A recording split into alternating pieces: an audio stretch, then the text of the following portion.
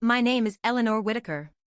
I'm 58 years old, and on the 22nd of December, at 4:17 in the afternoon, I was standing in my kitchen in St. Paul, Minnesota, peeling carrots for a soup I would end up eating alone, when my younger brother called to tell me I was not invited to Christmas.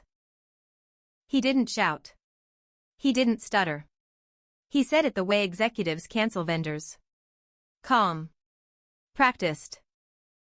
Ellie, listen. Christmas Eve at Mom and Dad's has sort of evolved this year. It's more of a high-level networking evening. Investors. Partners. I think your presence would make everyone uncomfortable. I watched the steam rise off the pot. In the window above the sink there was a small framed photo, taped at the corner. Me at 34, flower on my cheek, laughing, with my parents on either side and Ryan, all of 19, grinning with braces still on, his arm around my shoulder like I hung the moon. I said, I understand. I did understand. Far more than he believed I did. He thought he was editing out an aging older sister who had become inconvenient. What he didn't know was that I had spent 26 years building the privately held company whose name was printed on the Christmas invitations he'd just mailed, and that 3 weeks earlier I had finally stopped waiting for him to do the right thing and greenlit the audit.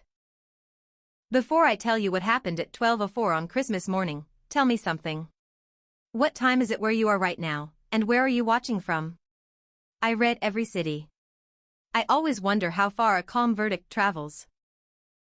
People assume betrayal starts loud. It doesn't. Not in families. In families it starts quiet. It starts with a small discount applied to your credibility, repeated monthly until everyone forgets the original price. I founded Northstar Sentinel in 1999, in a second-floor walk-up above a shuttered hardware store on University Avenue in St. Paul. Fraud detection middleware for community banks. Not glamorous. Necessary. Still private. Still founder-controlled. I wrote the first risk-scoring engine myself in C++. I slept under my desk on Tuesdays and Thursdays for 2 years because rent at home and rent at the office could not coexist. I ate gas station oatmeal for so long I can still taste the cinnamon plastic spoon. When a woman builds something alone, people applaud you right up until the moment they can picture themselves sitting in your chair. Ryan joined us 12 years later. Kellogg MBA. Beautiful suits. A smile that knew exactly which teeth to show donors. He was 15 years younger than me, charming in rooms where I was blunt, fluent in LinkedIn where I was fluent in logs.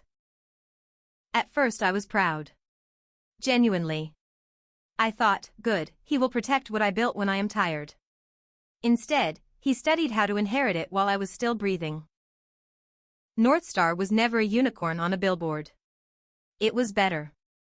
It was infrastructure. By 2018 we were screening 42 million transactions a day for 117 regional banks. Quiet money. Recurring money. Private company. No public ticker. Just clients who trust our name on a SOC 2 report. I held 34% as founder, with a founder board chair seat and signatory control written into our operating agreement. Ryan, brought in as VP of Strategic Partnerships, held 4%, vested over 4 years, no board seat. My parents held a small friends and family slice from 2002, less than 2% combined. Enough to feel invested at Thanksgiving. Enough, eventually, to be weaponized. Ryan was good at the thing I never cared to master, narrative. He could take a 6-month compliance slog and turn it into a 3-slide story investors repeated at dinner. I didn't mind. Somebody has to sell. I just assumed the person selling would still credit the person soldering. The first rail warning was not a boardroom. It was a cabin. February. Door County. A family reset Ryan organized. My parents flew in from Naples. Fireplace. Old photo albums. For one fragile evening it almost felt uncorrupted. After dinner, Ryan found me on the deck with lake snow blowing sideways. Ellie, that behavioral layering model you've been quiet about, he said, smiling. Admiring. How are you flagging mule network velocity without drowning analysts in false positives? Only someone who had been reading my private commit notes would ask that specifically. I answered more than I should have. Not code. Architecture. Enough to sketch a map. I saw, for half a second, the reflection of his phone screen in the glass door behind him. Red dot recording. I told myself I imagined it. 3 weeks later, language from that deck conversation appeared verbatim in an internal Northstar Next strategy memo. Author, Ryan Whitaker. My name nowhere. When I confronted him, he didn't deny it. He dissolved it. We're aligned thinkers, L synergy. That's what good siblings do. Then he called our parents before I could. Within 48 hours my mother was asking, gently, why I had become so territorial. Why I couldn't just be happy Ryan was good with people. My father, who had watched me debug at a kitchen table until 2 a.m. for a decade, told me I had always been brilliant, but Ellie, you lack polish. Polish. The machine they were applauding was my wiring. The conversation had become about my tone. That is the cruelty of family betrayal. Your instincts file a police report months before your heart will sign it. So I started documenting. Quietly. Thoroughly. 19 months ago. Every email thread exported with headers. Every meeting, a follow-up summary, timestamped. Repository snapshots weekly, notarized. A voice memo in my car after every strange conversation, date-stamped, transcribed. In May, 17 months into that quiet log, I drove to Milwaukee and sat with an IP attorney for 4 hours under the cover of a compliance conference. He looked at my timeline and said a sentence I keep taped inside my desk: the most dangerous thief is the one who believes access is ownership. I signed a forensic custody chain with shaking hands. Not because I doubted Ryan anymore. Because I hated what accepting the truth required me to do next. Ryan didn't need to be smarter than me. He needed my family to repeat his version faster than I could correct it. He fed them slowly. A brunch comment here. I'm worried about Ellie, she's been under so much stress there. By autumn, the family group chat had a rhythm. Ryan posted wins. I posted corrections. Corrections read as bitter. Wins read as generous.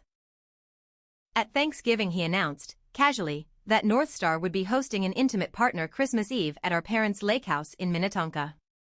Private bank partners. No press. My parents beamed. I, the founder, learned about my own company's partner evening from a sweet potato casserole. When I asked, privately, why I hadn't been looped, he said, it's optics. You're technical. Let me handle the room. Optics. Another word for erasure with better lighting. I went home that night and updated my documentation log. November 23, 9:42 p.m. Incident 17. Exclusion from founder-level partner event. Witnesses, 14 family members.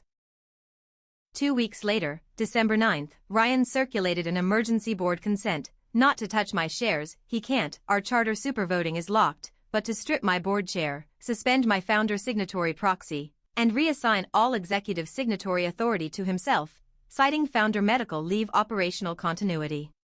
Translation: an administrative coup while I was on a pre-approved, fully disclosed medical leave for a minor procedure. It was a governance end run, not a charter amendment. Technically fileable. Ethically rotten. The consent failed by 1 vote. Mine, by proxy, because 19 months of documentation had taught me to anticipate December. He never told the family that part. What the family did get was a carefully edited story. Eleanor is difficult. Eleanor is territorial. Eleanor is getting older in a young industry. Wouldn't it be kinder, for everyone's comfort, if Christmas were simpler this year? Which brings us to December 22nd. 4:17 p.m. Carrots. Steam. The phone call. I think your presence would make everyone uncomfortable. I said, I understand. I hung up. I finished the soup. I ate it alone, at my table, with the framed photo watching me from the windowsill. I did not cry. I opened my laptop. I opened a folder labeled Verdict. People ask me if revenge is loud. Mine wasn't. Mine was clerical. For 19 months I had been building a calm case. Not angry. Evidentiary. Patent assignments with my sole inventor signature, 2001 through 2023. Source control commits with cryptographic timestamps. The Door County voice memo. The Milwaukee attorney custody chain. The failed December 9th chair stripping consent with my proxy objection attached. 3 weeks before Ryan's Christmas call, right after that failed December 9th coup attempt, I stopped waiting for him to do the right thing and greenlit the audit. Formally. In writing. Through outside counsel. Northstar's audit committee, which I still chaired, received, through proper counsel channels, a sealed forensic summary, unauthorized exfiltration of proprietary behavioral models, misattribution in partner materials, and attempted coercive removal of founder board authority during a protected medical leave. The committee was independent. 3 outside directors. 0 Whitakers.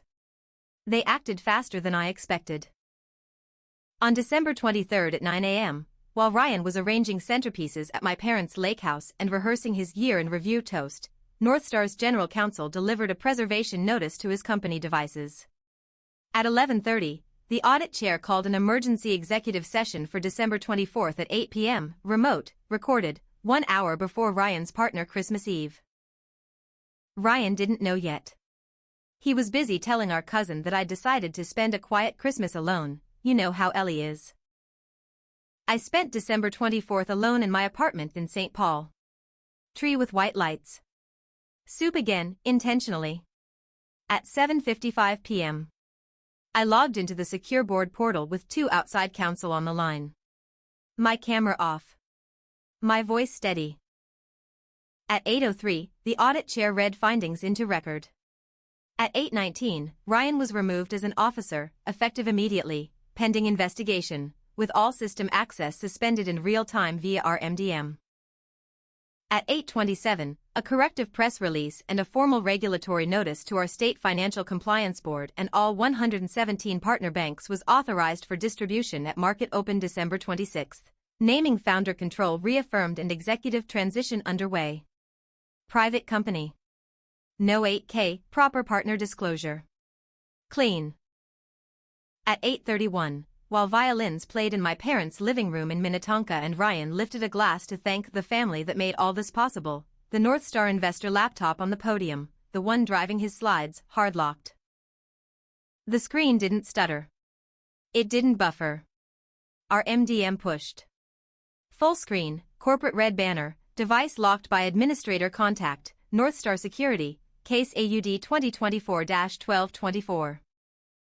His Bluetooth clicker went dead instantly, because the host laptop was frozen, not because a clicker can be remote killed. The projector held that red lock screen, 12 feet wide, over a room full of community bank presidents holding champagne. The room went silent. Ryan tapped the clicker. Twice. Then slapped the laptop trackpad. Nothing. He smiled, tight, and said into the mic, shaking just slightly, looks like we lost Wi-Fi, folks, give me 1 second. It wasn't Wi-Fi. It was verdict. A private company security lock, time-stamped, logged, witnessed by 14 partners and both our parents. He thought, for maybe 20 seconds, he could reboot his way out. He couldn't. Security had bricked the device at the firmware level pending forensic imaging. Exactly as documented. I did not watch. I sat with my soup cooling and my phone face down. At 11:49 p.m., it vibrated. Mom. Then Dad. Then Mom again. Then Ryan, twice, blocked automatically by the quiet hours filter my attorney had helped me set 3 months prior, not out of cruelty, out of preservation. At 12:04 a.m., Christmas morning, my mother called again and left a voicemail, voice shaking so badly I had to play it twice to understand. Ellie? Ellie honey, what's on the news alerts? Ryan is, baby, what did you do? Call me. There was nothing public on the news yet. The press release was embargoed until the 26th. What she was hearing was a room full of bank partners watching a man lose a locked laptop in real time, while trying to explain that his sister, the inconvenient, unpolished, uncomfortable older sister, was merely taking some personal time. Partner phones vibrate faster than news alerts. Especially when a $200 million private fraud platform suddenly shows a security case number on a Christmas Eve screen. I called my parents back at 7:10 Christmas morning. Calm. Verdict calm. I did not raise my voice. I did not list 19 months of documentation. I said, Mom, Dad, I love you. Ryan is safe. He is home. Northstar is safe. I am safe. What happened last night was not revenge. It was consequence. There is a difference, and I need you to learn it before we sit at another table together. My father was quiet a long time. Then, Ellie, why didn't you tell us? I did, I said. 17 times. In writing. Dated. Logged. You chose polish over proof. That choice has a cost. Ryan called at 9:14. Different voice. Smaller. Ellie. Please. I said, Ryan. You told me my presence would make everyone uncomfortable. You were right. Accountability always makes a thief uncomfortable. Come home in January with counsel, with a full accounting, and with an apology that names what you took. Not if I hurt you. What? You. Took. Until then, Merry Christmas. Eat the carrots. They're good for your eyes. You'll need clear vision for the next chapter. I hung up gently. Here is my calm verdict, for anyone listening who has a Ryan in their family, a golden child with good teeth and bad boundaries. True strength is not measured by how loudly we win, but by how wisely we prepare. Every challenge in life can become a lesson when we choose documentation over drama, patience over panic, and knowledge over pride. The people who erase you do not define your future, your records, your discipline, and your quiet courage do. Keep learning. Keep building. Keep protecting what you built with your own hands at 2 a.m. under a $38 desk lamp, because knowledge gives you clarity, and a clean paper trail gives you the power to rise without losing yourself. Regret is heavy. A verdict delivered calmly is heavier. I'm Eleanor Whitaker. I'm 58. I spent Christmas Eve alone, on purpose, with soup, with proof, and with peace. If this story found you on a hard holiday, tell me where you're watching from below. I read every city. I'm Calm Verdict Stories. I'll see you in the next one.